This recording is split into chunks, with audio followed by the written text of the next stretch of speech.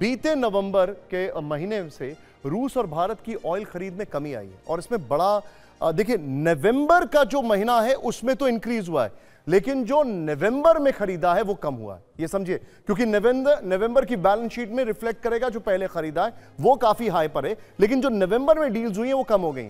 भारत रूस रिश्तों में की अगर बात करें तो ऑयल डील, तेल मुख्य मुद्दा क्यों है?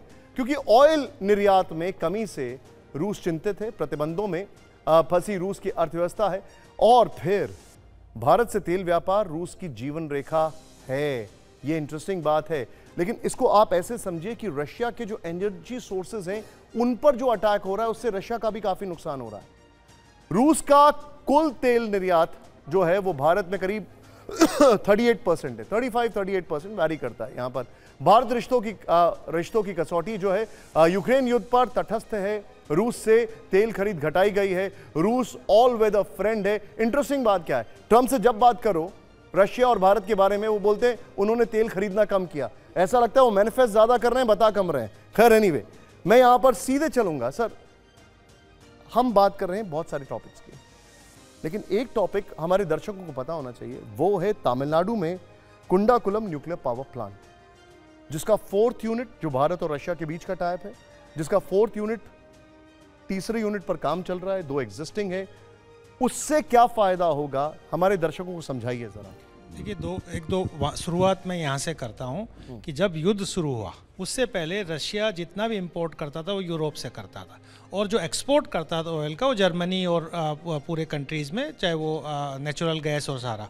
रशिया ने अपना ऑयल मार्केट को डाइवर्सिफाई कर दिया चीन और भारत में, और जो गुड्स का जो मार्केट था वो बेसिकली चाइना से इंपोर्ट करने लगा। तो यहाँ पे सबसे बड़ा जो डील भारत कर सकता है कि भारत को रशिया को एक मार्केट बनाना चाहिए, मैन्युफैक्चरिंग मार्केट, और उसमें जो international north south transport corridor है उस पर काम करके वो पूरा जो सेंट्रल एशिया ईरान से जोड़ना चाहिए, पहली बात।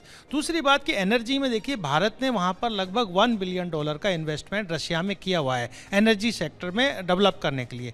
निश्चित रूप से भारत एनर्जी का बहुत बड़ा मार्केट, और हम एनर्जी ट्रांजिशन की तरफ बढ़ रहे हैं, लेकिन अभी भी एक सब्सटेंशियल पार्ट क्रूड ऑयल का है, और उसमें जो हम जो तमिलनाडु में जो प्रोजेक्ट की बात कर रहे हैं, निश्चित रूप से रशिया ने कई जगह, बांग्लादेश में भी रूपुर है, इंडिया में तमिलनाडु है, कई जगह उन्होंने न्यूक्लियर पावर प्लांट्स को आगे बढ़ा हुआ है। ये निश्चित रूप से एनर्जी को डाइवर्सिफाई करेगा क्रूड ऑयल से न्यूक्लियर एनर्जी की तरफ, और भारत को एक अपॉर्चुनिटी है कि दोनों देशों के बीच में, रशिया और भारत के बीच में अभी मीटिंग्स में इस तरीके के टेक्नोलॉजिकल कोऑपरेशंस को, एनर्जी कोऑपरेशंस को डीपर करना चाहिए, ताकि जो डिपेंडेंसीज हमारी गल्फ कंट्रीज में है, जो कि बहुत ज्यादा अनसर्टेनिटी है, वो डिपेंडेंसीज कम होगी। अमेरिका का पॉइंट है सर।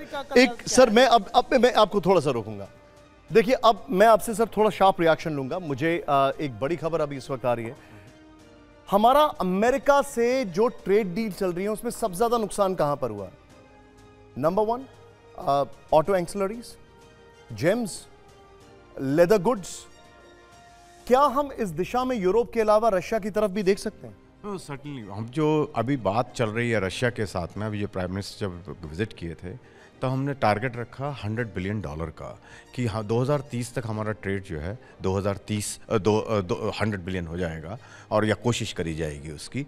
तो मार्केट हम ना केवल रशिया देख रहे हैं बल्कि 50 और देशों को आइडेंटिफाई किया गया है, ताकि हमारी डिपेंडेंस जो 1 या 2 इकोनॉमी में है ट्रेड के लिए वो डाइवर्सिफाई हो जाए, और रशिया उसके लिए आई थिंक बहुत बड़ा मार्केट हमारे लिए होगा। फार्मास्यूटिकल के लिए ऑलरेडी बहुत बड़ा मार्केट है, टेक्सटाइल के लिए बहुत बड़ी डिमांड है हमारे यहाँ, लेदर गुड्स की बहुत डिमांड है। राइट, फार्मास्यूटिकल्स और रशिया के साथ भारत के फार्मास्यूटिकल्स को लेकर बहुत बहुत पुराने रिलेशंस हैं।